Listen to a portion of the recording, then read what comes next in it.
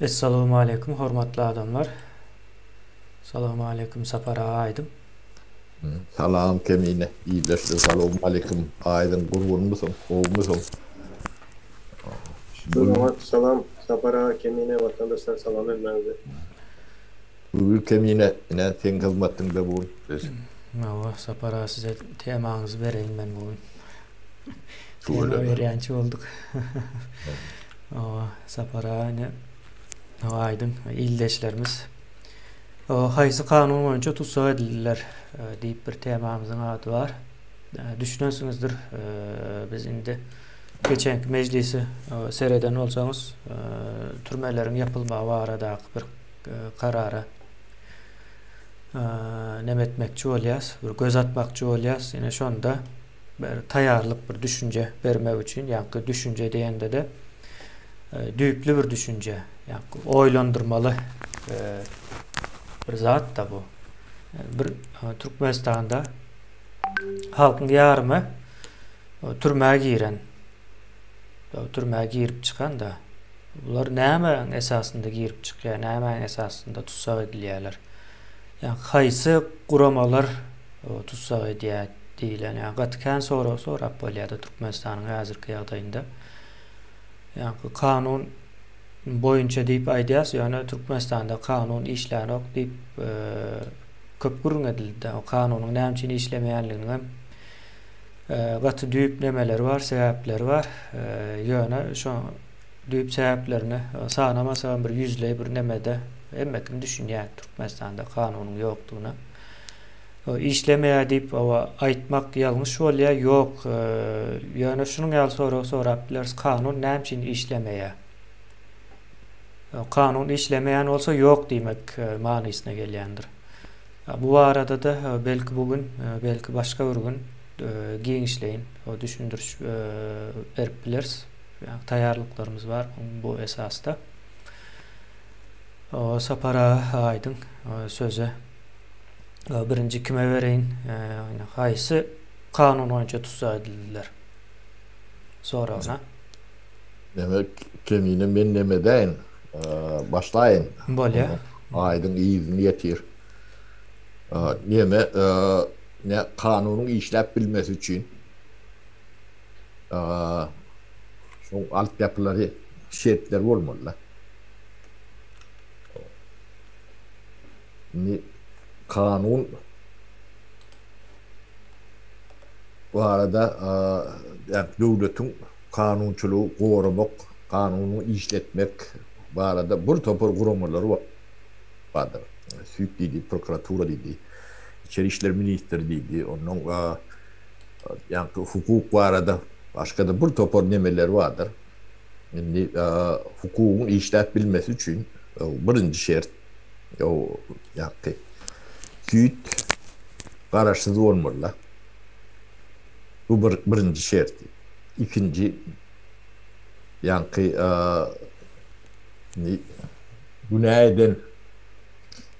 günahden kim boltada tapav diyor. Adam öldürüyor kendi.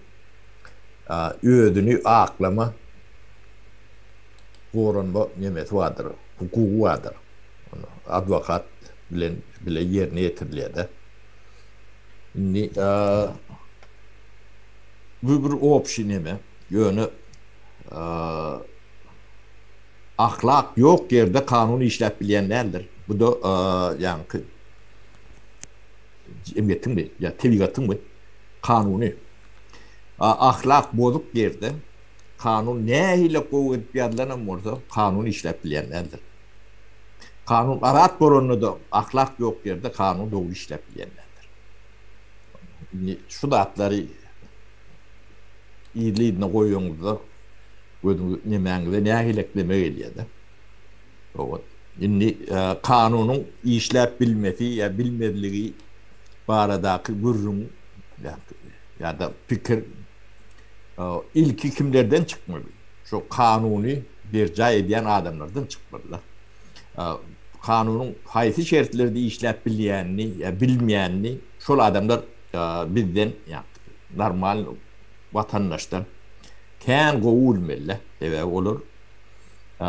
Şu işin iyileri yani okuyalar, öwredilýän nemeler şu taýgam şu işi bilýär diýip ertilýän adamlar da şolar bilmeliler. Şimdi şolardan 30 ýylyň içinde eşitmediňiz. Bizde kanun var oluyor işlep bilen ok sebäbi şertleri yok diýip. İşte nälte? Giýmek eşitmeýän ortaňyz. Şo işe barýan adamlar hem bejetiniň öýüdi jenaýetkardyr. Oňa hiç ýyly bir ýa goşmaça delil ýa-da şert görüdürmürlerler. O ikinci nebe kanunun işlemesinin demesi konstitüsiýa bağlıdır. Yani konstitüsiýanyň garanty vardır. Şo işlemesine garant bolýan adam vardır. O adyna prezident diýilýär, wezipetiniň adyna. O kim bolsa bolup bilýändir. Ödüm şo wezipe baranna o and içip şo wezipeye ýetişendir. Ben şu konstitüsiýanyň garanty o şunun işlemesine katam edýän diýip katam edip o şo işe geçýändir. Indi Türkmenistanda birinciden konstitüsiýa işlenýär. Şoň garanty adam 1000% günäkärdir. Oň aşağında onuň ýa-ni tüýt, onu prokuratura, o kanun çıkaryan organlar vardır. Şolar kanunun näýe şertlerde işläp bilýänini, bilmeýänini şol adamlar halka öwretmeli adamlarym şol adamlar. Indi şol atlan hiç biri yok. Ahlagam yok. Kanunum işlenok. O garantyna bilen ok. O da adyň näme düşünen o. Ýa üçüncü prezident düşünmeýän şo zatlara, ýa konstitusiýa garantydygyna düşünmeýän üçüncü adam belli-de, ýok bir başga. O inni halky jenaýet etdi diýip basyp ýörsiňiz da. O kanun ýok bolsa nädip basyp bilýän? Ya sonra o jogap ber. O plandat edipdir diýe de. O plandat edenen bolsa, adam öldürenem bolsa, şoň özüni gorama hukugy bardyr. Şo hukugy berilmedik ýagdaýda, ýa-ni näme proses bolmalylar. Bolup bilen okda. O sebäbi iň agyr jenaýet edenem özüni gorama hukugy bar. Şo hukuk Türkmenistan hiç kimde de yoktur. Onu bilmeýän adamam ýok. O ýylky halkyň ýartyny türmeden geçip gördüm. Näme esas? Şolar günah edenem bolsa edip bilen gök ilkulek ýa näme adama ceza berme üçin kanuny işletmeli. Kanunu işler ýalak ýagdaýa gelmän siz adamlara ceza bermäge hakyňyz ýok. Yani iki goşmak 2-4 ýylyny ýalak näme kanunlar. Kanunyň bir ýagdaýy bardyr. Kanun ya işlemelidir. O erwedi işläp bilen ok. Ya ýokdur. O adam ýeme ayal adamlar gowrulýarlar-da. Ýarym gowrul, ya erwet gowrul bolup bolýanlar. Ya gowrulur ya da gatyrdyr. Malam jurnalakdyr. Ya gowrulur ya gatyrdyr. O kanunyň demesi erwet işleýär, näme işleýär. Kanun ya işleýändir ya işleýänler. Ya kanun ýokdur. Ol işlän ok diýilemem bolar. Ýok. Biz şu zatlara ýa-ni üpvermelim kendilerine.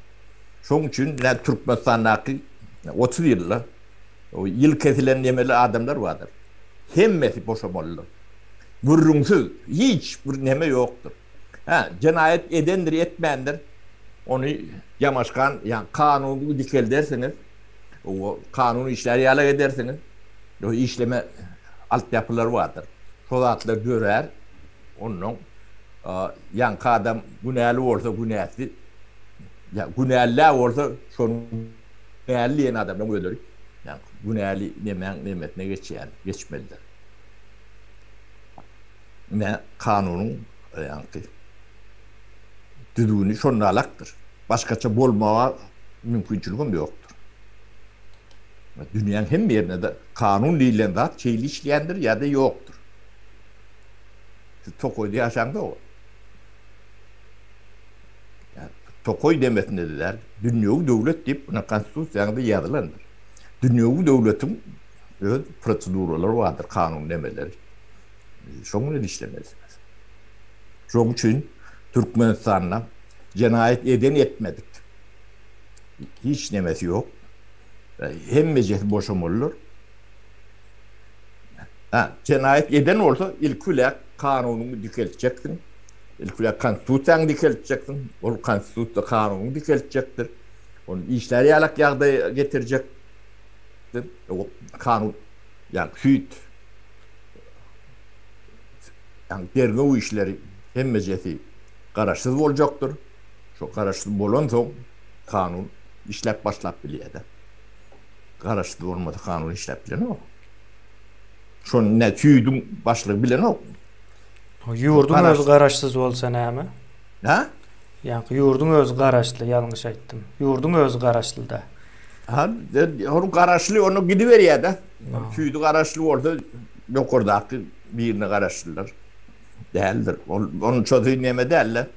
Yönü konkretni yani, halkın 78% türmüdür işte. Bunun sebebi olmalı. Ne hemşin? Ya bu ticaret, o ticaret olsa o çoğan vermelsiniz. Ya da bunu biri ettiren olsa giderler. O çoğan vermelidirler. Bu da adın nimeti batıp aydın görüp duranda hatta. Ne için bu gündeme gelen ok? Şunu düşünüm ok. O birin günahıken doğru diyorlardı. Doğru olmalı da mümkünçülüğü yok, doğru olmalı da mümkünçülüğü yok. Sebebi yani süt sistemin kanun demesi, adalet demesi sistemin işlen o. İşlep bilen o. Onu işlep bilir yalar etmez. Yok oradan telefonu bilen bunu basmalı, bunu atmalı, bunu nem etmeliyle bunun bolunu var. Onu türmen şoň üçin ticarete urup durlar da. O taýda diňe bilgis. O öňünçülük yok, neme yok. O türme. Şu adam Türkmenistan'da çörek yok deyip görülür. Çörek yok bolsa, ne hukuk korucu organlar deyip ahat verilen nemeler vardır, idareler. Çöreğini sorordan dilen. O halkı işletmeyen hem soror. O da yani işleyet nemediyet ya onu böyle işlemeyle mümkünçülüğü yok, yağdayı yok. O kanun o da atları bölümünü tutan o.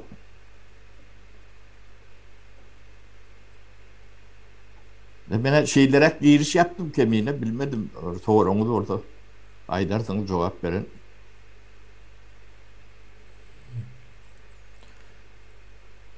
Yok, ben hazırlıkça sorum yok. Ben ne hemen sözü çekeyim kemiğine başlaydık geçtiler. Şu türme meselesini türmedekileri boşaltmamı yönetmenimi ne edip türme vasıf biliyorlar. Berde birinciden Türkmenistan'da türme yok mu kadar fikir edenler? Türme dünya devlet, bir taraf devlet. Yani 21. asırda istendik devlet olaysın. Ona yalak türme olayan olsa o devlet 21. asırda değildir. Yani devlet değildir. Bolma mümkünçülüğü yoktur. O tayda ben kükençe yani kansal geri alıp bir sistema. Türme yok diyen sebebine prokuratura sudun işlemeyen yerinde türme ne edip olsun. Sapara ol sud karar alıyor. Sudun kararıyla ceza veriliyor. Yani günahı işleyen adama ya da kanun bozan adama diyelim. Sudun kararıyla ceza veriliyor. Yöne suud beren kararında yankı azatlıktan mahrum etmeli diye, öldürmeli diye ne var? Suudun kararı, yani suud karar alan wagty, ol türme uğrayan olsa, türmede belet olmalı olsun. Şol türme bar mı şol sistema? Ya da ceza verip bilecek sistemamız bar mı? Yine olamıyor.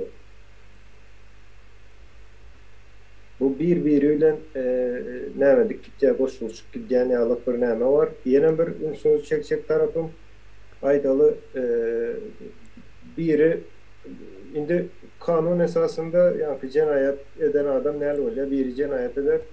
On karşısına aýdaly jenayet edilen adam vardır. Ya da ziyan gören adam yüz tutýar. Gerekli vuramalara yüz tutýar. Şoň netijesinde onu cezalandırýarlar. Yani 2 gün son yankı prezident çıkkada onun bu nesini geçecek. Prezident de son yalan. Amnisti dendi. Ama indi näme üçin bir vatandaşın yankı arzası oyuncu ceza verilen adamı başka bir vatandaş, prezidentten vatandaş der mi ya o aydan geldi mi? Olan vatandaş näme üçin başka biri 10 gün nesini geçip bilýär. Yani berde hiç hile manası yok. Yani logika hiç hile davat gelen yerem yok. Mümkünçilik hem yok. Şoň üçin o türme meselesine şu türmedekileri boşa dolmak meselesinde käbir adaylarda cinayet işlenen adamlar näme olmalı diýerler. Vatandaşlar cinayet işlenen adam ýok var. Näme göre cinayet işlediler? Neşo soru var. Näme göre cinayet Kesinlikle bolanok. Hawa. Şonu keskitlep bilýän adamym ýok. Ýene bir zat var. Suud diýmek ine men onu futboldan mysal bereyim. Ine futbol oynayan olsaňyz 2 sany tarap bardyr. Top oynaýarlar. Arada ýankı näme bardyr? Olary baha berýän, tertip düzgüne seredýän näme diýerler ona? Sudyasy bardyr. Biram tomaşaçylar bardyr daş döwründe. Tomaşaçylar goýly aýryp bolar hökmandal ýapyk diýeli suud, ýapyk futbol bolýar diýeli. Indi şolan biri hücum etýändir, birem goranýandyr. Hemişe şoňalypdyr. Ine şoň netijesinde bir orta biznes çykýar. Biznes diýilýär şo futbol biznesdir ýani. İnglisçe, türkmençesi näme bolýar men bilemem. Biznes diýelim o. Ticaret däl, biznes. Yani pul manysynda däl, näme manysynda? Biznesdir. İş gurnalýar. Hawa iş. Şo ýerde iş döreýär, iş öňe şo taýda. Sebäbi bir tarapa goranýar, beýleki tarapam hüjüm edýär ýa-da tersine bolýar. Indi Türkmenistanda suud bar diýeli dikeldildi işleýär. Ýöne adwokatlar we adwokatlaryň aýry bir guramasy we öz başda garaşsyz adwokatlaryň guramasynyň ýok ýerinde ýene sen suud etme mümkinçiligiň ýok. Ona äli bir sany gorata var, bir sany topar var. Futbol oýnatyrsyň, arada da sudya var diýeli. Näme boljagy belli, öňünden belli. Şoň näme boljagyny haýsy eňer diýip aýdyp bilir misiniz? Ya da haýsy eňer diýip pikirlenip näme diýilýär ama soňun näme boljagy belli bir zatdyr. Ýene Türkmenistanda ýene bir mesele, näme üçin goranýan tarap ýok. Adwokatlaryň nämesi, guramasy ol we adwokatlary ýetişdirýän universitetler hem bolýar nämesinde ýanynda bilelikde gelýändir ol ikisi. Adwokatlaryň guramasy näli gurama, näli işleýär. Olar öz derine işlerini geçirip bilýän bir guramadyr, öz başlap bir guramadyr, hiç kimden buyruk ýene alan okdurlar. Garaşsyz. Hawa, özleri hem edil şol prokuror ýalyk derine geçirip bilýän hukuklary bardyr adwokatlar. Sebäbi olam edýän işini bilmeli. Türkmenistanda haýsymyz gördük şol adwokatyň derine işini geçip birenler. Sonra edip komşulardan, beýlekilerden ýa-da yankı beýleki iş yankı cinayet olan yerinde diýeli käbir şüpheli şahyatlardan şahyatlardan olsun ýa-da şu cinayet yerinin derinelmesi diýil ýa-da o taýda näme bolupdyr, nämeler geçipdir, saat näçe ol yankı adam öldürülen olsa näli ýagdaýlarda näli bolupdyr, hemme sekund şonu adwokatlaryň hem kompetensiýasy bolmaly, şonu edip bilmeli, hem şol mümkinçilik bolmaly. Yok bolsa yankı bir sany komanda bilen futbol oýnanýalydyr ol. Ine ýok, soň nädir biz Türkmenistanda häzirine karar alındy suudun karara Türkmenistanda hiç zatda suud karar alýar. 6 ay geçen o azat yankı günä geçişlik bolýar. Kim geçýär? Şikayet eden adam günäsini geçýärmi? Ýok. Prezident günäsini geçýär. Nädip geçip bilýär ol günäsini? Prezident tanany olamaly adamy, bileni olamaly. Hakam yok. Onu hakam yok. Onyalık hakkın hem yok. O prezidentin Düzüne nemesi. bindirttirler. Bular onun bol kandit demedik böylerde. Yok, biz sapara kelle sığmayan bir näme var bäde. Näde prezident men kanunları, ne sudun kararını yenesine, ine şol nämeni yerine getirýän men garanti diýip kelle ýöne karar alınýan kararyny bozýar da. Ona el bolýar. Ýene bir tarapy var. Ine cinayet diýende biz dediň ýankı göze görünýän ýa-da eli bilen tutulýan nämeleri cinayet diýilýär. Ýöne bir zadaýdan Türkmenistanda Ilımlar Akademiyası yapılandır. Yine bu entek nesil onu sorar. Ben o inanyan sorucu bizden sorar. Yine Ilımlar Akademiyası'nı yapıttırlar. Yani sen diye okuma öğrenme, hisat bilme, boyun yağlap yaşa diyeler biri. Tercüme etsen şu açın yağlı oluyor Ilımlar Akademiyası'nı yapmak. Şu günahı eden adamlar türmeye giren ok, ceza alan ok içkili, oğurluk eden ceza almalı oluyor. Yani ikisini deneştirir ya adam der. Ya da çölün içinden bir köl vurdular. Yine köbür misal bu. Çölün içinden köl vuruyorlar. Şimdi bir adamın yankı tenine şikes yetiren vatın çok cevap kersin sonra cezası vardır. Tenine şikes yetiren vatın. Şimdi Türkmenistan'ın bir yankı yurdu geografya tarafından alalı bir beden deyip göz önüne getirsek çölün orta arasına köl çekerler. Adam 6-7 milyar dolar.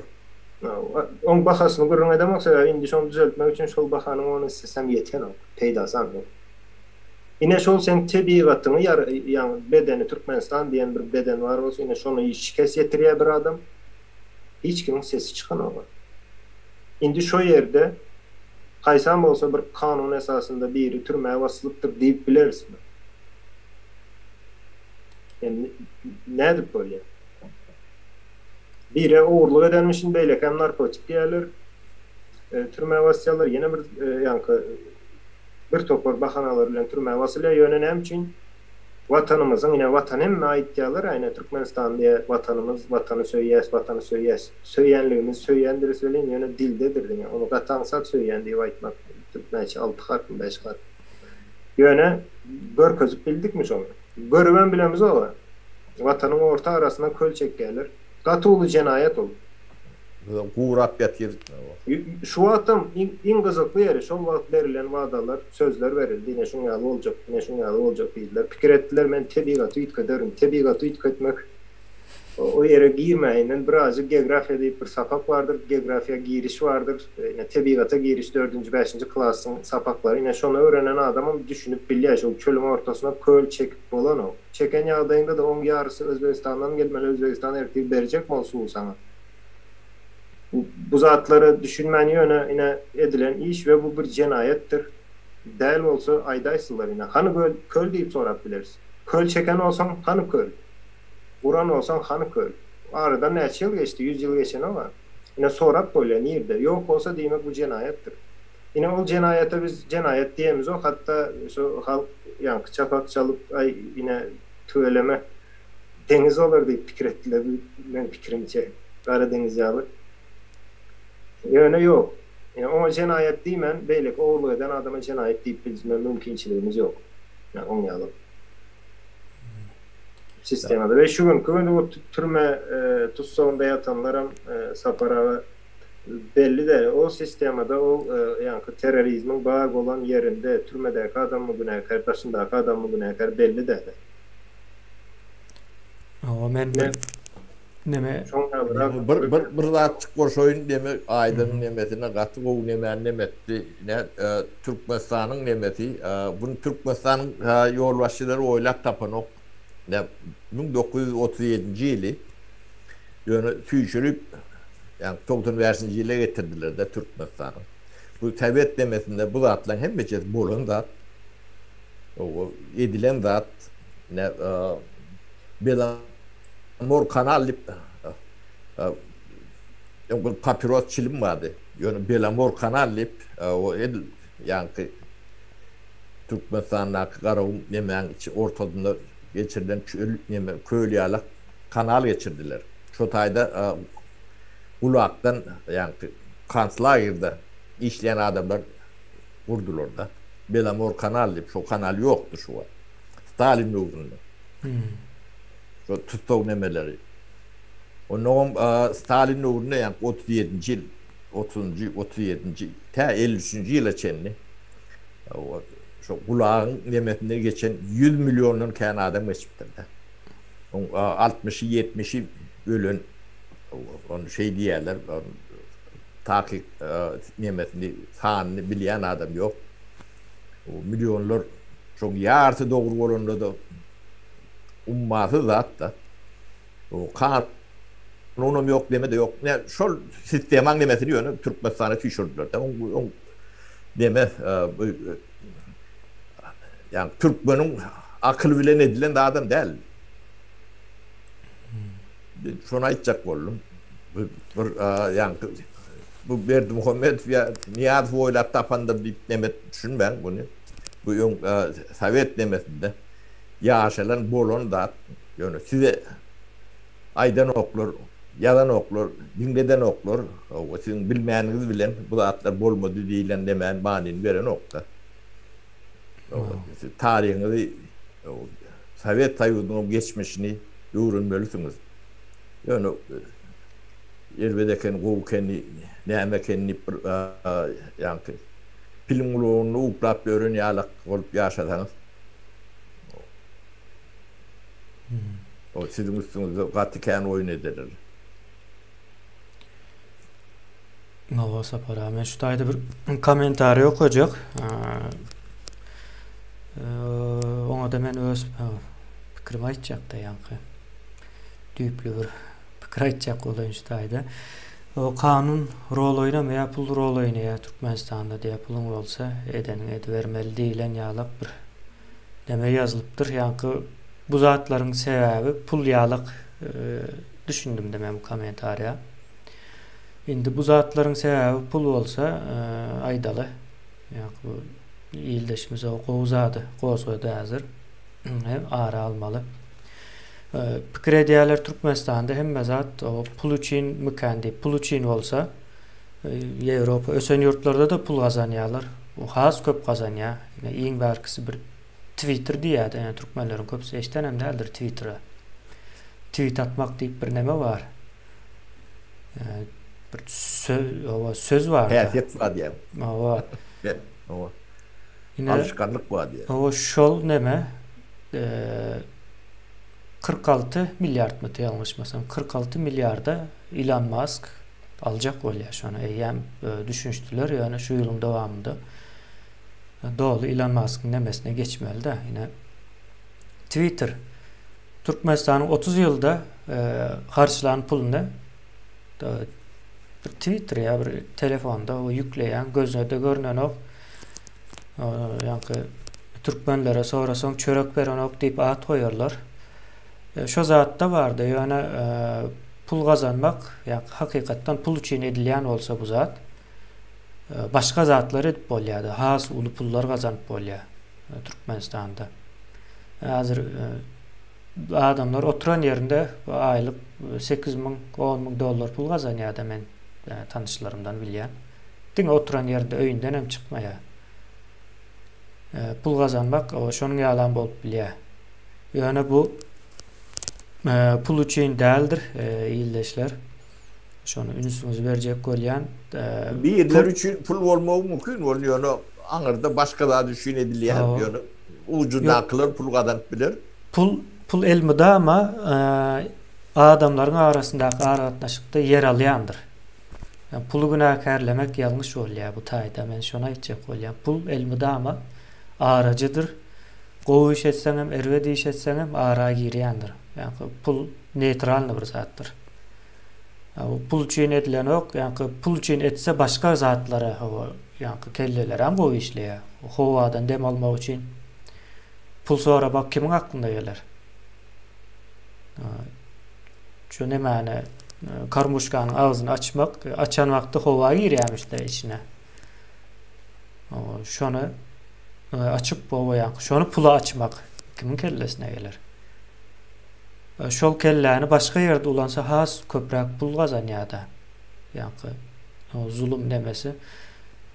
Ya bu tayda başka bir zat var. Bu yerde yani Ors dövründen kalan bir häsiýet var. Pul şunun ýaly gazanyp bolýar. Yani erwet ýollar bilen gazanmana mejbur eden bolmaly. Yani komünist sistemasy sen artık baç pul gazanjak bolsaň gizliň ýa-da şu komünist rejimiň kanuny hasap etmeýän ýollar bilen gazanmaly bolýar-da. Şonuň ýaly bir endiýe meňzedýän bunuň arkasynda soň ýene-de ýanky ýöreýte itici güýçler hem bar-da. Yani türmäni gurup berýär. Ya türmäni gurup berseň diýmek o şunuň ýaly puly işläp bolýar ýa-da aýdaly ýollar aýdaly açyk wagtdan o geçmek üçin samolyota minip 2000-3000 dollar pul berip berlerdi adamlar. Şonuň ýaly bir o biznesin görünüşü mükän diýen ýöne Öňümçülük däl ýöne şol ýa öndürülmeýän biznes näme de. Hawa. Şo taýa ýanky pul däl, pul bu taýda araçy. Ýani puly näme üçin şunuň ýaly gazanýarlar diýilen sorag çykmaly bu taýda. Näme üçin? Pul şu usul bilen gazanýarlar. Ýanky Twitter misalyny bermegim şolda. Twitter ýaly bir zat gurup gazanyp bolýar. Men bir misal berdim ondan. Giden nemeler var. Yani BlackRock diýip bir ullakan bir neme var da. Korporasiýa diýip aýtsak bu adyna adam ýetgeşse ýeketek de 10 trilyon nemesi var. O neme başlamaga 8 üstünde 8 trilyonun üstünde de şu an 10 trilyona ýakyn gelipdir ýa. Dünýäniň pulu 10 trilyon. Basan 100 ýyllyk adam biljek pulundan kän. Hawa. Yani şol Amerikanyň näçe 70% ýalňyşmasam ýa-da 50% ýa 70 de ben ýalňyş bilerim ýa-ki. Mesela Amerikan häzir nemesini bilemok men. Şu wagtky bu ýylky 50 olaýmasa 50%-ni ine şo kampaniýa tutýar. Ya da dünýäniň 50%-di men ona seretmeli ýyldaşlar sen barlap görüm BlackRock diýip. Ine şol zulüm edip pul gazanyp berenok ýa-ni şu eliňizdäki telefon bolsun, Tesla bolsun ýa-da bank sistemleri bolsun. Şolaryň arkasynda şo bar ýa-ni investisiýasyny maýa goýumny şol edýär. Onuň ýaly edýän pul gazanyp bolýar. Ýöne o kiçijek pul al. O kiçijek pul üçin adam öldürmegine değermi? Türmelerde mysal üçin.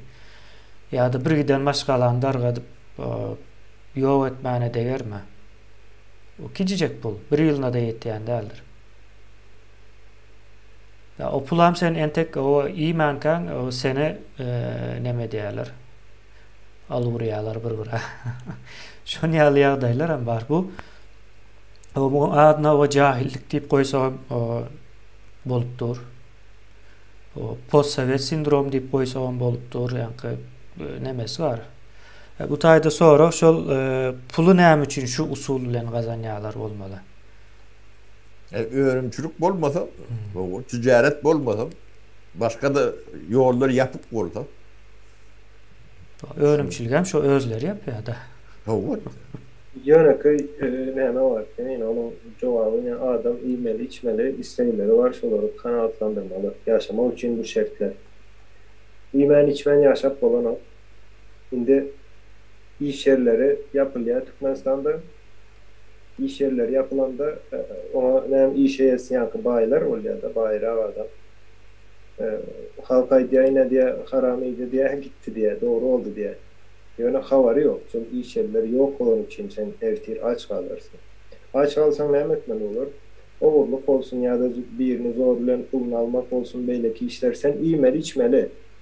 Hiç kim iğmen içmen yaşap bilen o. Mümkün değil o zaman. Günne ödüm. 24 saatte 3 tapar adamlar 2 tapar. Her gün sen iyi içmen olayan, iyi içmek için sana o kanunu bozayan ben şoň üçin iyi içecek däldi diýip bilemem o. İyi iş yok. Öýünde çağalara aç olsa adam gider oğurluğum eder, başka da adam eder. Olam o hakkı diýip pikir edýän ben. Tamam aýdyp geçdim. Oğurluk, erwet nämesi yok. Oğurluğa şertler mecbur edendir. Hiç kim çağa kan doğulandan men oğru olacak deyip ya da en atası sen oğru ol deyip terbiyeleden, öğredilen ok nedir bu oğurluk oluyor? Ol nebe var aydın oğurluk keselinin adı var kliptomaniya. Türkmenistan'da kliptomaniya değil ol. Yo hava Türkmenistan o değil o kesel diyen o psikoloji iskinemesi bağırdır o milyonda bir sanak çıkıp bilyede. Olaram yankı Kehan olaymadı milyonlu. köl grup oğurluk etmez olar. Deme ne gen zat hükümet yok diye söylün şuna adamlar gen görmek bilen karşılayalar da. Ne bir türmelön yağdayını kaylap gurrun verdik de. O Sotay bir yankı kantlayırdan berbettiğini. Inni hükümet bağır oldu. Yok siz yalan söyleyen değil değil açıp kurkunları. Beylevat yok diye. Ya da şu atlı bar ya şu karşısında şuraya çare uğrayıp demeli. Ben şu deyip bilmeyen olsa diyeyim bu hükümet yok. Ne şu tuğutnamalar şu da.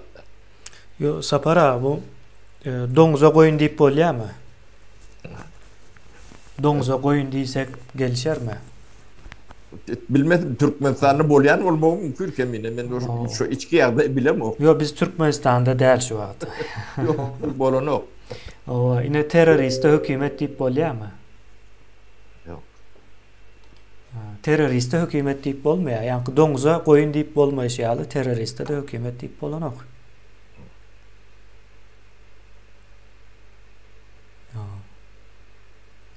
O indi şular o tutsak ediyorlar adamları.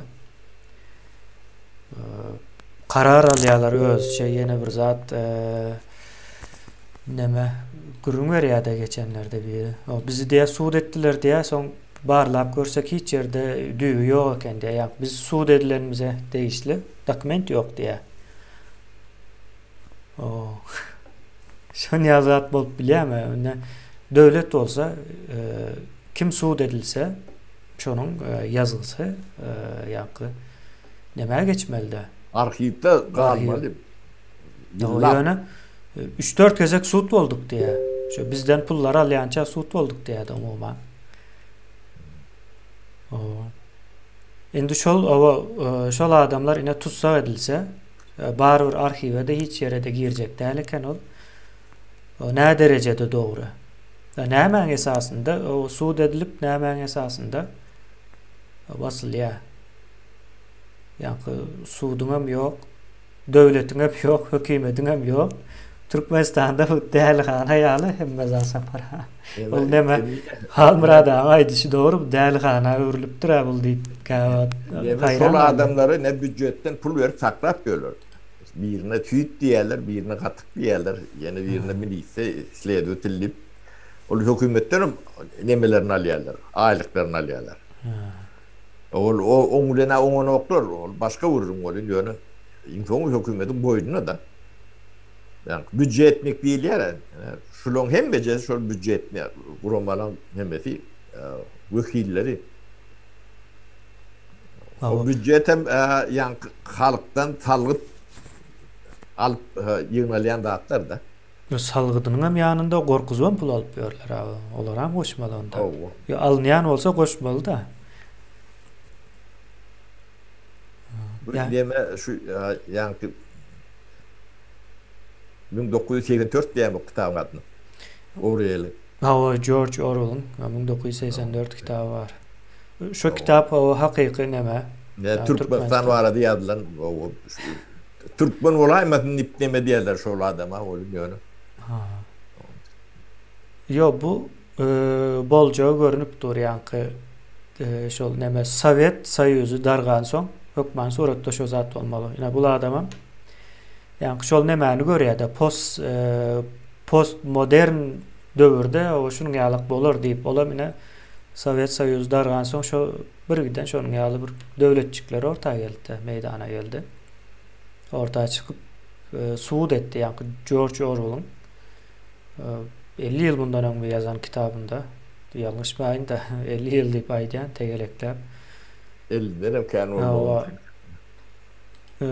şol adam o Türkmenistan şekillendiripdir. Men şonu sapara okan wagtym gaty ýa-ni bir hil iňime gorky siňdi de. Şu kitap okap durgam. Men aýdýam bu Türkmenistan bilen bir meňze işleýände ýa-ni pikirlenmek cenaýaty diýip bir cenaýat bar. Bunu bilýäňiz. Pikirlenmek o adı koyulmadı da şu pikirlenme cezası vermiyorlar. O pikirlenmez ýalan bir derman içýärler bular. Günde almaly. Şonu almasaň öz çağan gidip şikayet edýär. Ýene orsetde molimlary biz uruşa garşy diýip düşündirýärmiş de çağalary nemetmesin diýip. Şu çağa gidip şol molimi şikayet edipdir. Molim ýok şu an. O şu George Orwell'un kitabında da şonu ýazýar. Ýa-ni çağasy en atasyna, ýa-ni enesine atasyna şikayet edýär, ýa-ni derman almadığı zaman. Şu dermanı alsa goýun ýalak bolýar diýip aýdaýyn men. Şol neme boýuna giýärdi, boýun eýdirýän bir neme dermanmış. Ol neme derman diýip o taýda ýa-ni sypatlandyryp aýdýar ýagdaýy. Aslında derman diýeni ine şol biz gorku diýäse. Ýa-ni gorku sindromu. Kemine indi 20. asır Sovet demeti yıkıldı. Yönü şoňa yapışıp yatmak näme gerek? Mesele yönü. Yo gowum erwet mi diýip soramaly birinji yapışman kada ýene. Ho. Ne bir eýletne teretse näme diýip görünüp dur. O hiç bir yani ne iç kanunları işliyor. Bu halkara kanunlarına da neme tavinlerle. Onun yurtlar ne etmeli? Ne misal için ne kemine Şüveyet'te bir neytral devlet. O NATO giren oktu. Finlandiya şonu alaktı. Hani Ukrayna neme ortet bilen ne ortet Ukrayna üstünü çoğdan son onun bular halkara nemen hiçbir işlemeyenini düşünüp başlamalı oluyor da. Tevavi ortet yani Sovyet'in nemesi vekili çilenim. Yani bir sanak Hopsuzluk şurası vardır o onun nemesinde. Şun biri dünyanın beş sanak nemesinin biri dünyanı saklayan dünyanı Sovyet'in vekili beyleki devletin üstünü çolup bilen olsa onun halkara kanunları işten yok demek. O son NATO girmeli bolýar. O bular NATO girmeli bolýar. Yani Türkmenistan neytral devletler. O bunun üstüne bir şodonla bunu kim goracak? Yani halkara hukuklary işlemeýänligi suwut edildi 21. asyrda. O işlen yok. Yani şoň üçin ne Şüwediýa bilen Finlandiýa mecbur emek girýär. NATO girýär. Türkmenistan Irak girmeli. O da NATO girmeli. Benim fikrimçe. O Türkmenistan'ın neme taraplary bar. Ine Owganistanda ýene ýakyn wagtlarda uruş başlajagy meňzeye. Ol häzir Ukraina uruşy bilen ol kan göze görünmän dur ýöne gaty hereketli biz ýakyndan izarlaýas o taýna. Owganistan ýanymyz. Näme boljagy belli däl. O beýlek tarapda o Hytaý bar. Hytaýyň ýanky Orsunkydan bir üýtgeçik akly ýok da orhan. Häsiýeti ýok. Häsiýetsiz o ýa yani bir yani global dünyanın bir nemes ahlakı var da. Ahlak yok. Ahlak yok olsa kanun yok demektir. Ahlak yok olsa kanun yok hakiki. Yani şu doğru olya. Türkmenistan'ın ne edip özünü öğrenmeli? Özüm ösmedik o sanam az yine. Mena taze Türkmenistan o birinci novatta şu NATO nemetmeli. Tavşırını vermese NATO tavşırını verse yani eskeri harbi nemesi sisteması ösya talapları var dese NATO'nun. Kadrları ösmeli. Yani NATO'nun sonra ama o hücum eden bir kurama değil. Qoranma nemesidir. Qoranmadır. Şu vaqta çeli içeri hücum eden yeri yoktur. Kurulanan veren. Hatta yine öz nemesi bolmayan yurtlara çelle golasından yani gizliyin gorap bilýärdi Ukraina misaly. Ukrainany NATO gorap durýar. Açyk ol görnüp dur. Nemeden ok ýöne hiç ýyl düzgün tertibi bozman kömek edýär, gorap bilýär. Gerekli nähil kömek bolsa da Koranda da Ukraynalılar kırılıp yatýar. Näçe min vardy. Yurduny tepdeki etdiler. Ne güzel şeýerler. Şol bu ýanky NATO'nun daşynda galyp onun kömegini alsan şol bolýar. Ýitgin bolaýmaly kende diýmek. Şonuň ýaly bu ýanky Türkmenistanyň nemesi ýalyk bular separa. Kanun yok ýöne tutsahana var. Yani birinci kanun o kanun bozulmalı birinci. Ondan soň o sud karar vermeli. Tutsahana iň soňunda gelýär. Bu ikisi yok, tutsahana var. O näde bolýar? Akyl alan o zatlara. Aydın bu o şeytanı öwretseler şeytan hem kabul etmez mi kendi yani şu düzgün. Şoň üçin kebine men şulara deme diýdim. İbne diýende, İbne buloň eline döwlet berer ýalak däl, onu şulara berer ýalak biz üç beten döwletim diýýar. Yok o almalı biz bu nemeni. Döwlet almalı. Biz almalı däl, onu halk hemmemiz almalı. Yani bizim halkın içinde o kafirler jaň edip men halk diýär. Biz edil daşynda galan ýalak görnýäs de halkyň.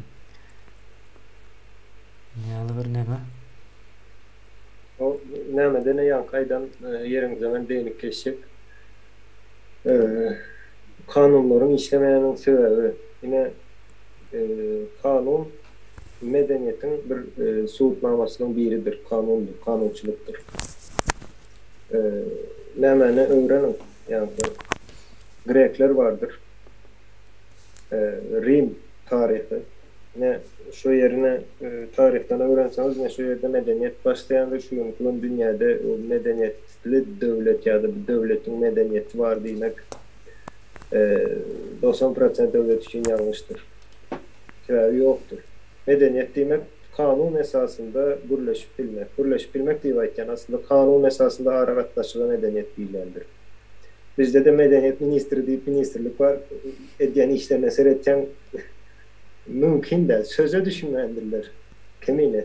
Söze düşünmeyendirler. Yöne ministerlik kurupturlar da. Medeniyet ministerliği. O ministerem vardır. Bir oturalım. Loli. Aydın. Yine minister diýdiň de gyzykly tarapy var. Çünki 1984 okusan Bağıtlı bolmagyň ministerligi, ondan soň hemme zat ministerliklerden var hatta. Türkmenistan edil men hayran gal yani şu kitap okpan surat oka hemme zatyň ministerligi var. Wakarman bayram diýen ýalak. Awa şonuň ýaly ya alabaýlaryň bayramy ýalak bir zat. Aýdy sözüňe böldüm minister diýdiň ýanky kitap bilen. Yani şu kanunu eskermeyen aslında eskermeyen bir toplum, eskermeyen bir adam olsun, şahsine medeniyetli adam demek o kanuna format koyan adamdır. Kanun nämedir? Nämeden owaryk? Yine men kemine bilen gürleşen wagtym. Onun bir etikası vardır. Şondan çıkma menin hakym yoktur. Çıktım ýagdaýda kemine häzir söwsem kemine hiç sat bolan ok. Ýöne men näme bolan medeniýetsiz dilde. Ya da medeniýetsiz hem ýalňyş sözdür, medeniýetlidir ya da wahşidir. Ine. Medeniýetsiz bilen wahşy sözü ikisi bir zatdır. Adamda ulanmaga näme bilen olsa adam nämemişin hayvandan tapawutmuşun yok, tapawuty yerimiz yok. Bir zat ýöne pikirlenip bilýär. Ýöne sen pikirlenmeýän bolsaň näme tapawutyň var hayvanyň. Ýöne bir zat da. Şoň üçin Russiýanyň Ukraina girmegini hem görkezýäni özünde mende diýe medeniýet ýok diýär, oňa düşünje ýok diýär. Osloň ýanysynda. Şol tarihte başlan tarihte birinci sapar ýanky kanunyň we medeniýete indi pul meselesine hem ýa-da deňizmiz adamlar baýlykda esasen hem durmuşda ýaşan beýik şahslar vardır. Olar durmuşun näme düşünýär, wagtyň näme düşünýär. Bizde wagtyň näme bilýän adam ýok, sagat bilen sekunddan ibaret diýip gezip ýörüsde. Yine bu şahslar näme diye kazanmak vacip bir zat değil diye yöne bir ben diye şu tarihte bir adım al. Yani tarihin üytkedeyin, yine insanlığı üytkedeyin diyen bir düşünce bilen hayse şu an Büyük Britanya'nın önkü nämelerinden biri, yani paçalarından biri karar alacak vaat, o vaat kanunçuluk yok, ente kanun, konstitusiyon yok, karar bilen hareket edilýär. Karar almak için meclis ýygnýan eken. Yine yankı parlare sözem ya baştan parlare İtalyan sözü olmalı yanlışmasam. Gürleşmek demek parlament. Yine özü padşah näme diýse bolýar, diýeni ýerine ýetýär şol adamın. Ýöne şonu bilýär, bilende de näme diýär, ýok demen diýenim köpçülüge täsir edýän bolsa men köpçülük bilen maslahatlaşaýyn, gürleşeýin diýär. Ýöne köýzat gürleşmek adamyň edýän işi, haywan gürleşen var. Haywan habarlaşýar, adam gürleşýär. Pikir alışmak adamda vardır. Yine şu padşah diye men adam diye, şu bilen suud edýär da özüniň adamdygyny. Ýogsa padşah bolan bilen adam bolman bolup bolýar. Näçe tarihde suudnamalary var. Karar alıp eden o var. Meclis ýygnýar. Yani şu günkü meclise meňzeýändir, o döwrüň meclisi ýöne yankı köpçülüğün içinden aydalı iş adamından 4 sanat, dayıhanından 4 sanat, beylekisinden, tüccarından 5 sanat cemlep bir meclis ve gürleşiş olabilir. Yine bu medeniyetin yine bir nämelerinin başlangıçlarının biridir. Şimdi Türkmenistan'da kaçan biz 30 yılda gördükmüş o zadı. Yankı ministri olsun, beylekisi olsun bir köpçülük bilen gürleşen yerini Saparağa'dan eşiteceğiz. Sonunda da o köpçülük Saparağa'nın ezyanı kanıtaydı. Yine çok gürleşmen edip bolan o. Saparağa'da belki iş dünyasının içinde olan için o nämelere belet olma mümkün. Sebebi Esir o zada öğreden oktu. Esir'e okuyas yani kitaplarını bilýän de näme kitaplar basýadylar. O gürleşmek diýen düşünjeni beren okuyjaysan. Indi iş dünyasında bolsaň sen iş etjek adamlar bilen ya da ýerine ýetiriji bolsun, gözegçisi, beýlekçisi hemmesi bilen bilelikde bir özüňe bir plan reş olaram içine almadyk wagtda sen işin iş bolýan däldir. İşlän nokta peýdasy ýok, sen bir özüň ýaz, çiz peýdasy ýok. Ne şu zat Türkmenistan näme üçin edilen o? Näme üçin ýok? Yine yankı yere gelýär, wagşy bir şey diýmem ýaşap diýeriz. NATO meselesinde de indi NATO diýsen indi ben birinji nämen aýdaýyn. Eger tanayan olsam ýalňyş ýanylyp bilerin köp vatandaşlar garşy çykar. Sebebi bizde şu zat vardı. Dilde başka zat, ýöne özüni alyp barşynda başka zatdyr. Yine ýöne bir zat men Türkiýede işläp, ýaşap ýören Türkmenler tanayan Türkiye erwet Türkmenistan gowy diýerler. Ýöne edýän hereketleri tersini görkezýär. Ya da Ýewropa gitjek bolýarlar. Hemme Ýewropa gitjek bolýarlar. Yine nämen ady geçendir soňky wagtda Polşanyň ady. Hemme şu Polşa ýykyn edýärler. Pul berip bolsadam gitjek. Ýöne sorasam Ýewropa erwet Türkmenistan gowy, NATO erwet diýerler ona maýdaň. Aydın Türkmenistan'dan näme çıkmak için ýön Türkmenistan'a yurtdan çıkmak için 10-15 bin dolar vermeli. Yurtdan çıkmak için. O ne? Yine o bir näme diýjek? Ne bir bolýanda atmam. Ne şu ýalňyş bolsa, ya çıktılardan aýtdym şu. Saparağa yalan söylediler oturuyor. Türkmenistan'da mut arkayın çıkıp giyip bolya deyip. Yollarım açık. Yollarım açık deyinler. O yöne gidiyen. O yollar meselesinde de ne samolyotu çıktı gidenler var diye de. Yani bir adam gideceğin olsa giden var mısın? Yani bir adam gideceğin olsa demek Türkmen gitti demek. Yok bir adam halk diyese, bir adam gitsene halk giderem, halk çıkarım demek de. Yollar ne hem için yapıyorlar? Aydın sen şunu fikir edip gördün mü? Benim fikrimçe nemeden aeroportlar könelmesin deyip yapyan olmalı. Täze de o. Entek bir ýylam işlemedim mi? Kendine senden orkalar şular. Hemen aýdaýyn. Bilmedim hawa şon ýaldy we aýdýalar ýöne. Hawa onu wagt görkezer. Korkyan olmaklar ama. Ne görkezip gör. Ýöne bizden korkyan olsa ýol ýapyp nemet bilen okdy, öňümüze alyp bilen okdy. Ýok. Biz hawa yol bilen işimiz yok, onun havarları yok da. O yolları yapışlı. Yolu açtıracak olsak kemine yani arkayı açtırıyor. Öyle dört tarafından. Bu topar ibne yurdu berersin biz. Ne kellana nebet kur. Öyle yaralı girer. Dört tarafından. İran tarafından, Oğan tarafından, Özbek'ten, Kadak'tan öyle yaralı girer. Kul peykun eder. Haysi kanunları korak onları. Hava sizde kanun yok olsa bizde de yok. Koron bilen olsa koron.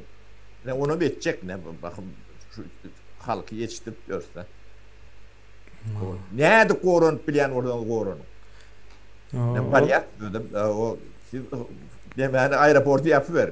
Yo, hava biz yine de sapara yani yumuşaklığı edeceğiz. Yani içindeki bizi gören yani hukuk koruyucu diye aydaldı. Yani, terörist ağzalar deyip aydalı hazırki dilimizde. O terörist ağzalar bizi görüyor, izarlaya. Biz YouTube'dan istatistikanı görüp dursa, yani Türkmenistan'ın nerelerinden köp görüyor. Haysi nemeler görüyor. O zatlar görmek kıyın değil. Şonun için biz nemeni qowylyas hem içinden hem derneyas. O kimler görüyor, öz içinde de var da bunu diňe bir taraplayın bolanyk. Şol adamlara bir mümkinçilik yani hukuk korayan dip görenler var.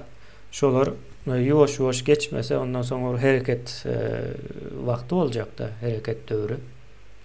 O hareket dövründe hiç kimin o ak baydağına nemedilen yok. Bir taze Türkmenistan kurulma için hükmen suratda şu hukuk korayan diýilen neme dargadylmaly, özem kan bilen dargadylmaly. Kansız olmaya bu bir nemedir, simbolika olmalıdır bu tayda, simbol yerine yetýändir. Şu wagtda çelle bilim ber kuşan akıl çalışar, yani işler kellesi düşünür.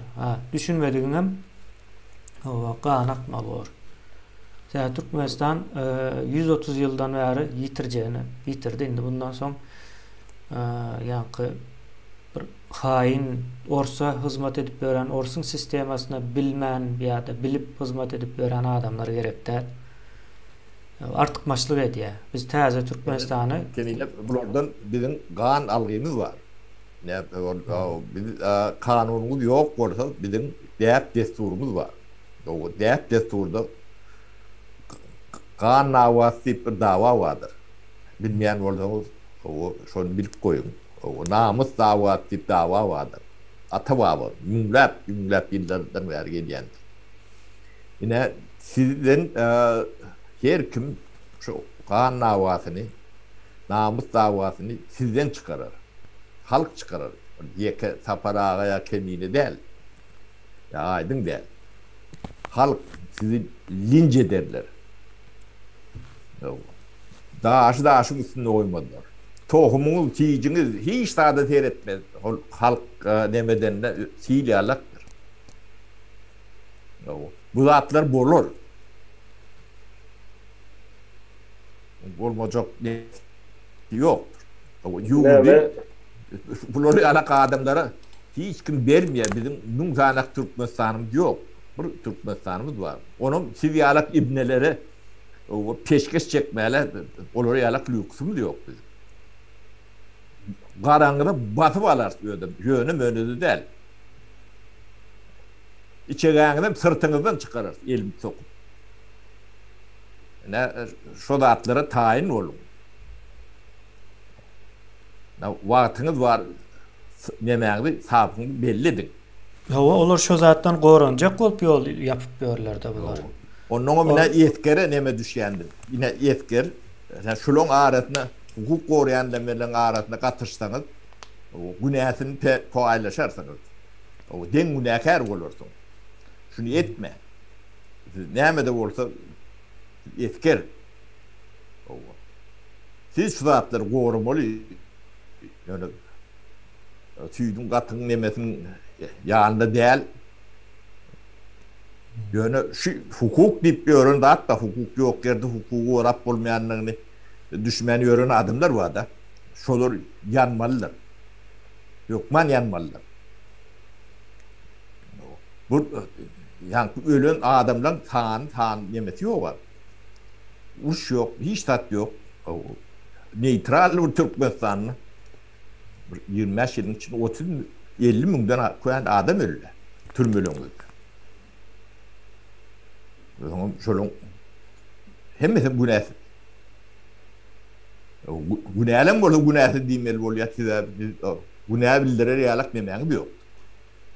Hukuk yok yerde birine günahlyk bilmeýär. Günahsız sapara olma. Hiç kaysında günah yok. Ne şolun demesini biz sizden çıkarmalıyız.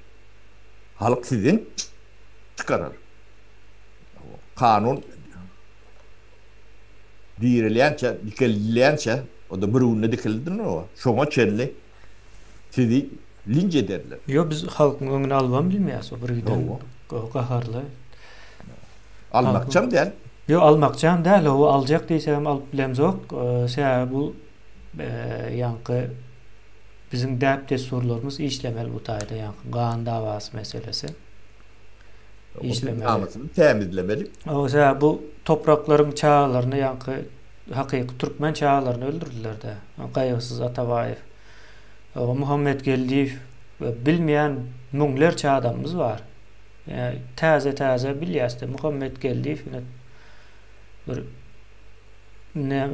bir Türkmen dilini işlejek olan adam da şol eden olsa da şu hatta bir elimize düşünmän görmezdik, arkayn pikirimizi aýdyp bilýän derejede bolardyk. Ýene Türkiýede ýa Orsetde gezip görenler näme üçin şu daşar ýurda çykan diline ýykyn bolýar düşünjeleri.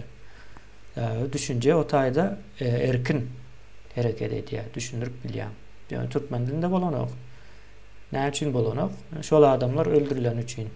Ol adamlar näde öldürilýär, ors näde bilýär ol adamlary. Ýani Kıvel Saparyaly izarlap ýörer olar arasyna girip dost bolup ona o çeşme bolup habar berip ýörler. O çok gotakkallar ýene şoňa meňdeşler. Bu zatlaryna şonuň ýaly 130 ýyldan bäri şonuň ýaly gelip dur. Bu zatlara o düşünmezlik edýän bolsaňyz o gyzyl çyzyň aňyrsynda galarsyňız. Täze Türkmenistanyň bir häsiýeti bardyr. O diňe ýurdy, döwleti, syýasy nemesini täzeden gurmakçy däldir. Jemgyýet hem täzeden guruljakdyr. Ya biz ýitiren zatlarymyzy gaýtaryp aljak bolsak, gatykän zat ýitirdik, häzirki meňzemeýäs. Türkmenistan häzirkisine meňzemeýär. Sebäbi biz ýitiren zatymyzy gaýtaryp almakçy birinji nowatda. Ýitiren zatymyz diňe o geçmişten, tarihten däldir. Biz 21-nji asyrdan hem nesibimizi almadyk. 21-nji asyrda da gatykän zat ýitkedi. Soňky 100 ýylda ýitkän zatyň hemmejesini jemlesek hem ýanky 30 ýyl dengelenok, az gelýär. 30 ýylda az köp zat. Yine bundan näçe ýyl bolýar? 100 ýyla ýeten ok. 94 ýyl bolmadan ýanky Wright diýen bir iki dogan birinji samolyoty uçuran näme o samolyot diýse ullakan samolyot gözüňize gelmesin o 100 kilo ýalyk ýanky daşap aeroplan. Şoň ýalyk samolyot ine 100 ýyl bolan ok, şoňa ýalňyşmasam ine 20-nji asyryň başlary ben ýadyma düşen şu wagt nämes. Ine 100 ýyl ine şu gün kosmosa uçýarlar. Raketa bilen ýeriň ýani çekim güýjünden çykyp bilýän bir tehnologiýa eýesi dünýä. 100 ýylyň oň ýaly zady mümkin däl pikir etmek. Indi aýdyň Türkmenistanda o raketasyna geçtim. Çüý çykaryp bilýäsmi? Ýitiren zatlarymız şolar ine. Bu bizim ýitiren ine ýitkimizi aýdy otýar. Kemine ýitki diýse köp adam belki doğulu derecede manasyny düşünüp bilýänderdir ýöne. Bu zatlar görünüp durur. Azıcık tarihine seyretsen görünüp durur. 50 ýyl bundan öňe giden wagtyňyz ýöne bir aýdaly size bir maglumat gerek bolsa şoň üçin kitapxanaga gitmeli. O kitapxanada belki sen ýaşaýan döwletinde bardyr, ýokdur. Beýleki döwlete gitmeli bolýan. ya da beýleki bir kontinente gidip şol kitaby tapmaly bolýan, ýöne şu gün öýüňde oturan ýeriňden eliňdäki telefon bilen şol kitaby alyp bilýän eliň, görüp bilýän, okap bilýän. 50 ýylyň içindäki üýtgeşmelik bu. Yani 50 yıl demek bir adamam 50 yıldan ken yaşayadı. Yani nämäni düşündürjek bolýan meni. Yitki näme diýmek. Indi Türkmenistan'ın içinde şu gün men yitkini aýdaýyn. Çağan ýanyna gidip bilen o kitaba geçdim mi? Öz çağan ýanyna gidip bilen o. Yani şonu yetiştirip bilen o ýa-da. Yetiştirip bilen o, gürleşip bilen o, pikirini, düşünjäňi aýdyp bilen o, sebäbi gadagan. Çağalaram pikirini aýdyp bilen o, sebäbi pikir ýokam, pikirlenmeni öwredemiz o çağalar. Yok, onu men yine komentaryalardan, beýlekilerden, ýenelerden gürleşen wagtyň ýa-da türkmenlen görýän de pikir ýok. Men hayram alem. Haysam bolsa bir habary men pikirim diýip aýtdy. Yine bizim yitkimiz vatandaşlar. Bu zadyň indi pul bilen, ýa-ni pul misalında pul bilen, indi pul bilen çözjek bolsaň şunu aýdaly dünýäň puluny, hemme puluny toplap, altyny toplap Türkmeniň eline bersäň şunu çözüp bilýärmi, düzeldip bilýärmi? Ýok. Düzeltme mümkinçiligi ýok ýa. Ýeme aýdyn ne şu wagt Türkmenistan ähli postsovet memäňem iň gururunda, o dünýäňem iň ýygyny. Men size o yani Sovet Soýuzy ýykylyp ýokän, yani perestroika gidip ýokän döwürleri Türkmenistanyň ýagdaýyndan bir epizod näme deýinler. 88-87 ýyllarda o Türkmenistan'a yani o hocalık nemesini yani kompüterda hata ediyorduk. Ödüm Sovet Soýuzyna ýekece respublika o ne programmatyny men öýdüm ýa. 88-nji ýyl, 87-88 o gidip Orsetde Gosplan SSR Mintelhod SSR'de seminar berýärdik. Şu saatlar näde pataplamaly. Ödüm kompüterda 88-nji ýyl Sovet Soýuzyna da ýok. Oruslara 90-njy ýyldan soň geldi kompüter. Ödüm ýa 90-njy ýyllarda bizim floptawotlomdy hemme jende bilgisayar bar. Ben Moskvadan 3 furanı doldurup kompüter getirdik de. IBM diýerdiler şu wagt indemesin. Sapara Moskvada diýäňiz, Moskvada öndürilen ýaly. Yo, Moskvadan gelýär, näme? Ýol şotaýdan gelýär. Amerikada gelýär, tamojny Moskvada da. Moskvada da aýdandyrlar, bu zat näme eken, näme gerekken. O şotaýda da ýa-ni elimiz awtomatly nemeli, şol nemelerin üstünden alyp gaýtdyk da. Tamojny geçirmejek bol bu zatlar näme diýip näme diýerler de. O böwrüne awtomat birip, o näme işim var? O pul gerekmi? O diýip ber ana ýüklü alyp geldik. 3 tane furan doldurup o ýöne bizim döwlet işgärleri bardy, döwlet hökümet nemesi. Ne bular çörek tapanok, bular kompüter oynayarlar diýip näme diýerler. Bular şu rahatlara pul berýärler, näme diýerler. Separa şu kompüterler menem gördüm bizim mektebimizde bardy. Aydın bilýän olsa informatika diýip sapa soň girizdiler. Başlarda ýokdy. Soň bir girizdiler, soň şu informatika nemesi bar eken. Sınpy. Açtılar şol ýadynda ýok, ýaşyl renkde bolaýmasa nemelere, ekranyň rengi. Ýaşyl çymykan diýen bir oyun açyp soň bir neme bar ol. Näme kodlama dil hasap çıkarýardyň, ady näme onuň. Görkezýän zatlar bir kısan zat bardyr da ýöne şu kompüterler biz gördük. Yo biz on demesine ýerýärdik. O wagt Excel adam ýokdu da superkalk diýip neme bardy. Şu ýa-ni nemede, şoň nemesinde özümiz ýerýärdik nemelerini. Ne bolmasa ýa-ni Sovet nemesinde Min Hlovko-Prom'un plan we delini 13 tane adam bardy da. Şonu 2 adam bolup edýärdik da. Yeke o da değil. Yaklı nokta o agrap prom oluşu. Agrap prom nemet ne biyadık. Yüzler çağdım boşu. Biz ne yani çoponluğumda da öğrettik çoğatları. İlkuler yani katı karşıdırlar. Yani oyun talip veriyorduk içine. O kuş ondan böyle koyunlar çoğatlara kadar yuvaşlık bilen demedik şeydi. Bir 6 ayın içinde şöyle hatını peteğini ödüler ya da riyalak kaza petitlerini ödüler eder riyalak ettik de kantorluğumuzun. En beceri. Tekfen 9. yıllar 30 yıl bundan 32 yıl bundan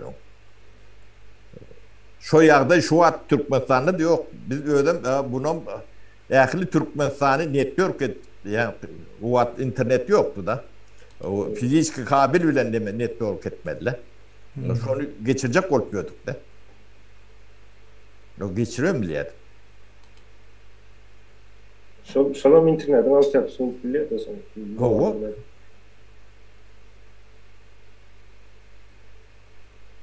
Ya bu hakiki diyeme bolon da atlardır. Bunu yönü bilinayanım yok, bilyenem yok, seyrediyenem yok. Şuları yok ettik diye pelledik böyle adamlar.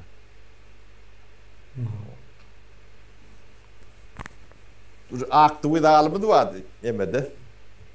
700-800 adam giriyetti. Şunun içi kompüterden doğru da şu maşin düşürülönde şu kapısını açıp bolon yoktu da.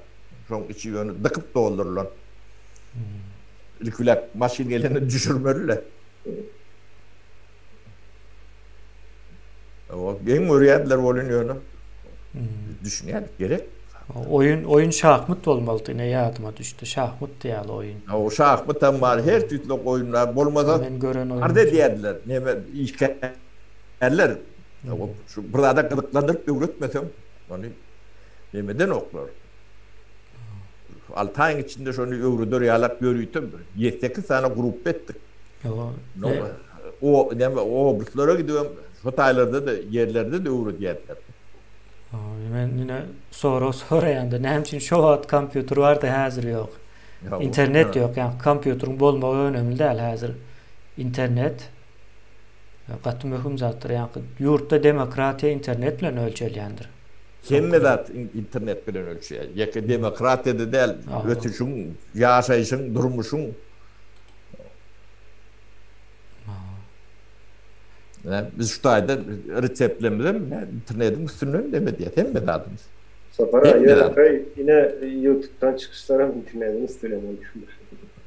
Bunun nerede otuyoruz aydın?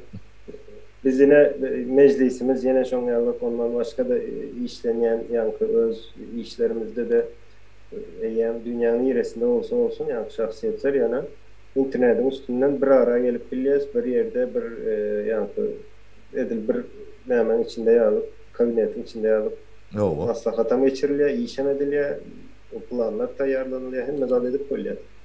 Yani şunu hem elimizden alıyorlar mesela. O alınyan da adı yemetme için aydiyan. Nemet 97. yılda Şüviyet'e gelemde. Yani muallimler vardı, bir dil öğretiyen muallimler. Ben şoları yani kompüter öğretmeni, yemetmeni şu Windows'da öğretiyordum da. Tapak geçerdim şoları. 97. yılda. Şüviyet'te de lokandat yok. Şimdi bunlar niye irak vardılar, biz mi irak vardık? Ne şunu gençtik. Ben için aydiyandan ben bu atları. Şu atlar biz yani ben neme dedik de şular bilen Şvedya bilen Finlandiya bilen Finlandiya'da yokrak olmam mümkün. Yani şuların lokal bilgisayar neme kompüter nemeleri yoktu. Yani ben bölümleri öğrendim ders veriyordum. 97. yıl Halmurad ağa şahitttir. Halmurad'ı da kıyırıp doğrudan öğrettim.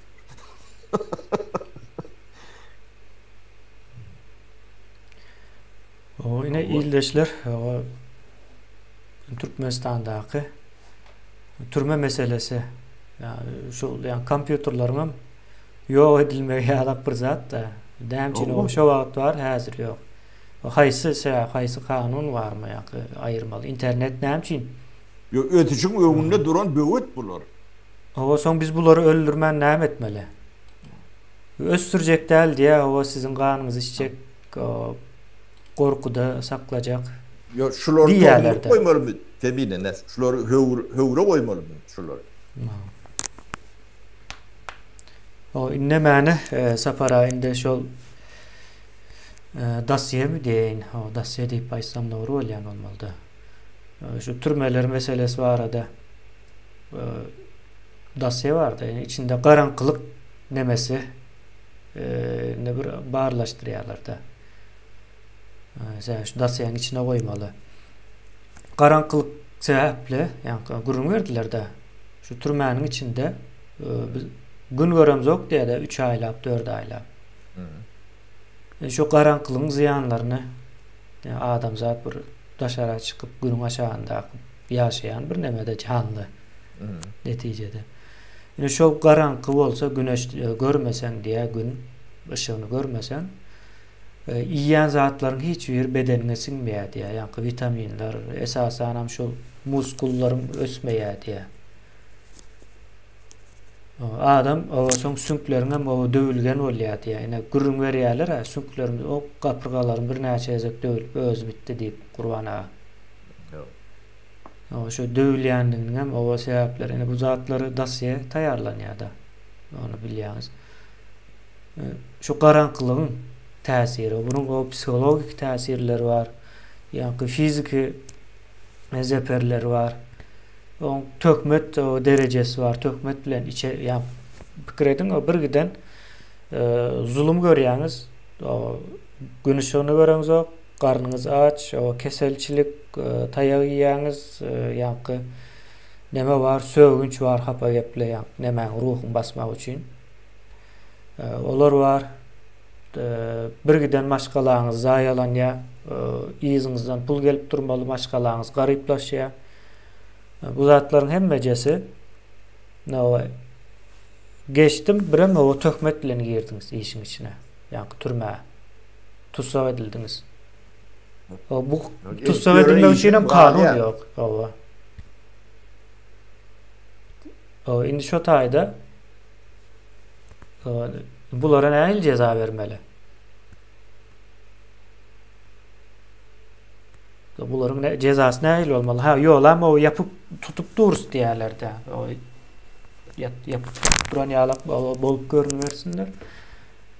O daş döwrüne hemme tarap açyk.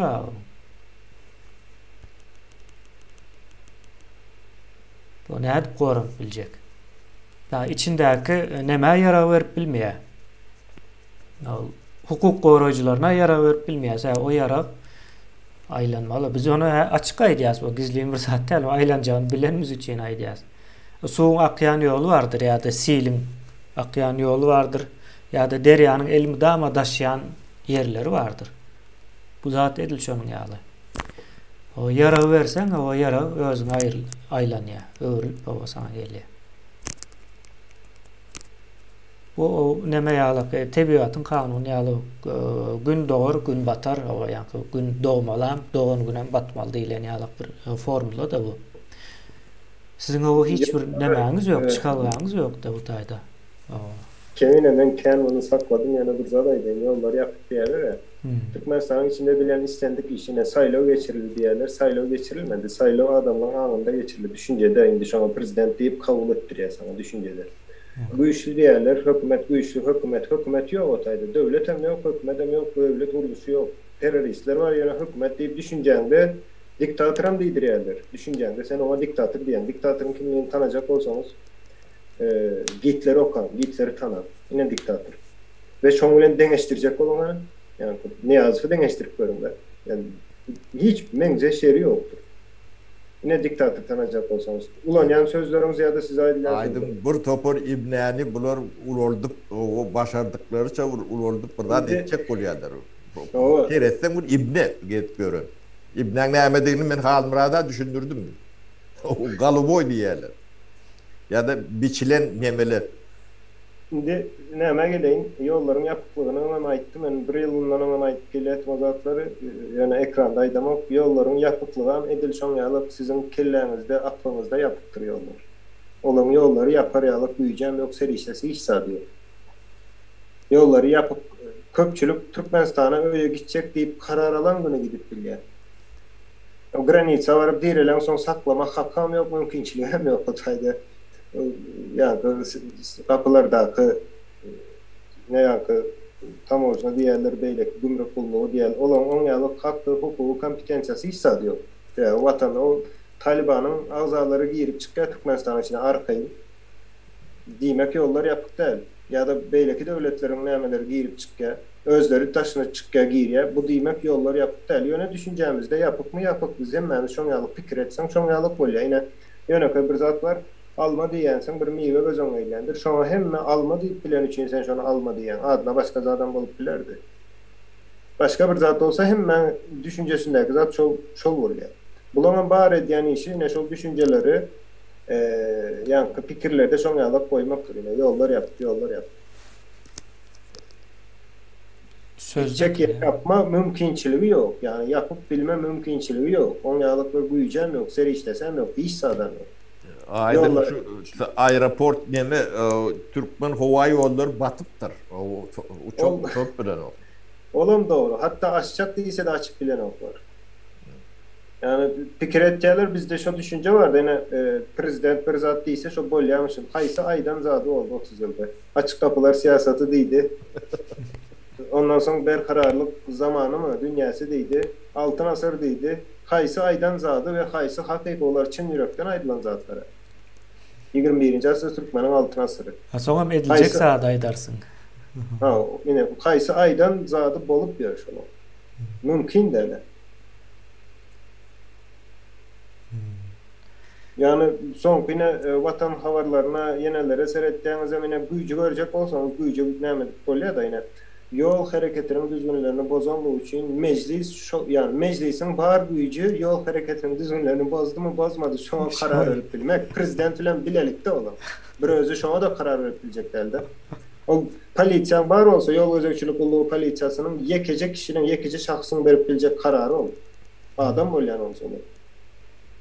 Ola o tayda tizliği geçtim diyeyim. Özlem aytyan tekstler hem mesela bir dünya adı familyasını yüklediye kasam için yağlık bir neme getiriptirler. Ona meclis yine gücü verecek olsanız yine güç size. Belki komite hem şunun için işlendir benim fikrimce. Onun komiteti kovsuzluk kulluğu radarını yenesini tutup şu kim hızlı yani tiz geçeceğini olsa o milli kovsuzluğumuz deyip şunu fikir ediyendirler belki. Maşını katı sürdü deyip. Yine bağır güç oldu. Yolun yapıp olmamış oldu. O arkasında pul mesele oldu elbette behbit var olurluya uzatlar ediliye yöne yollar yapıp değildir. Yapma mümkünçiliği yoktur. Onu kaçana yaptığı fikrimizde şol olsa şoldur. Açık diyen durum ama açıktır o. Başka kili olup bilmeyen. O samalot diyeniz samalottan başka ne ama samalot çıkmak adamlar öğünden çıkıp bilen yoktu mu? Tervunu ulen katnap görün Türkmen. O düğen düğün varar. O 3 yıldan o durman gezip gördü yerlere. Türkmen. Saparaga katı o neyme? Da 4 tarafından girerse hafif ol yani ansat zat hiç hile nemesi yok ol. Onlar fikir edeceği şeydir yapıp değilsek bunlar izne dönüp gider mi kadar biz o neyme sınır derler sınırlar var kulağına bu zat dakikalar son sinyal veren altı izne ihtiyacı. Yönümünde hissat yok. Yani şu tok vuruyor yankı nemesine ya da şahına dakikalarmış bir zada divar var yalık neme veriyormuş da algı veriyormuş yankı sığırlara son şu yerlerine izne ihtiyacı bu Avrupa'nın yankı çopanlarının ulan yani nemesi fermalarında olan yani diye sistema. Türkmen hem son yalık yine yapıp deyip hava yapıp mı kadar fikir edeceğiz. Yok. Onun yalık sınırı yoktur. Ama bunlar yollar açıp hava %100 hava siyasi görüşe hava girişmelidir. Olmasa da yani sonu geliyor da onların gidecek yeri yok. Hiç kim halas etmiyor yani. Onlar için elbet tarafı şuları hiçbir halkara kurama, koramaya, arkasında durmaya.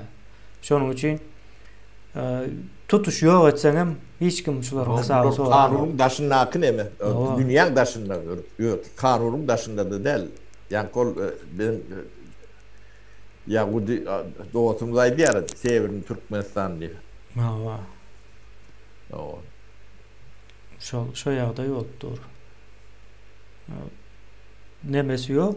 Buların goranma mümkinçiliği yok da. Şu an niraydı halkın hava näçesi bulara karşı çıkacak. O kimin eline yara vermeli goranma için? Eskerleri o goracak mı? Kime karşı uğraşacak yani? Esker öz en atası da ya, aydın. Daşından ina serhetten o yara bilen girse çağı öz en atasını atar mı? Kemine siz ben bilemem ne için onu alıp fikir edeceğiniz. Yöne kabir ne aydayım. Türkmenistan'ın içinde halkın ayaklanan yerleri vardır. Karşısına kaysı vurama çıktı dildi. O ayaklanan diyelim 200 adam 300 adam ayaklanan yerinde o komitetin ama çıkıp yapalıydı ile yok olur yok. Şu adamlar yöne adamlarda da savur yok ya da çörökleyip çıkan için çöröğünü verirler oyuna kayıtlarlar da. O neyse titrep dura olur.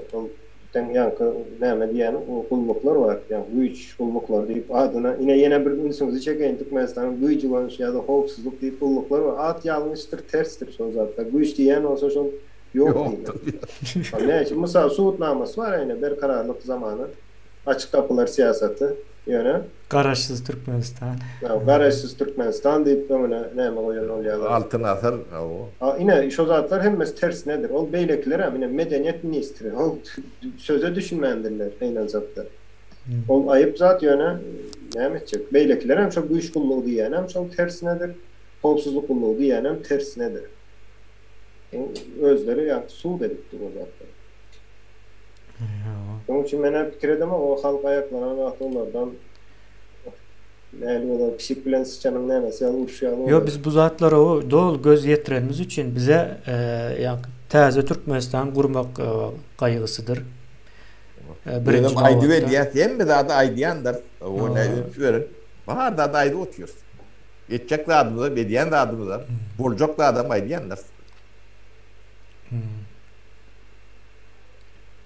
Hava. Onun yalı o iyilleşler sizem o fikirlerinin o paylaşın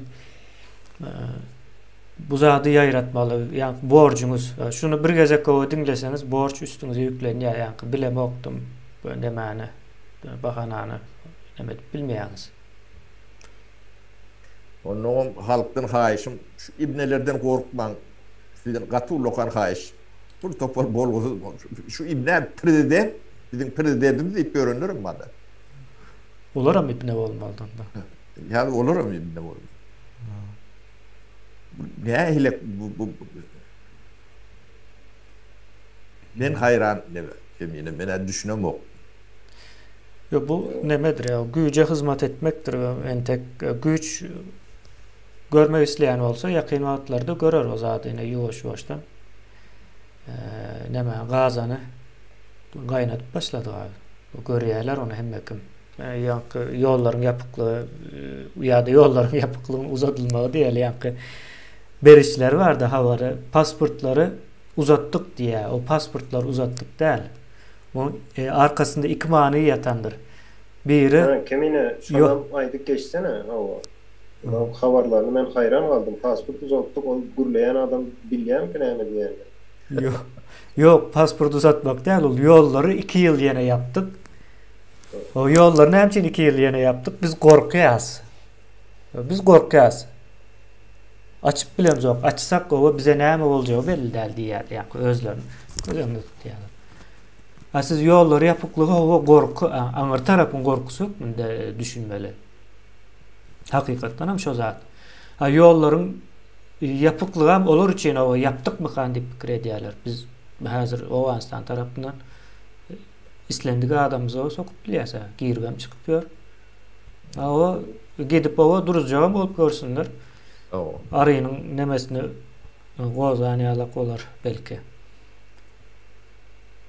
Yankı o Türkmenistan ulu bir ütkeşikliğe tayarlık görüyendir. Türkmenistan diyende biz yankı özümüzü gözümüze tutuyaz. O içindekiler teröristtir. Teröristler yok edilmelidir. Teröristler birinci yok edilendir.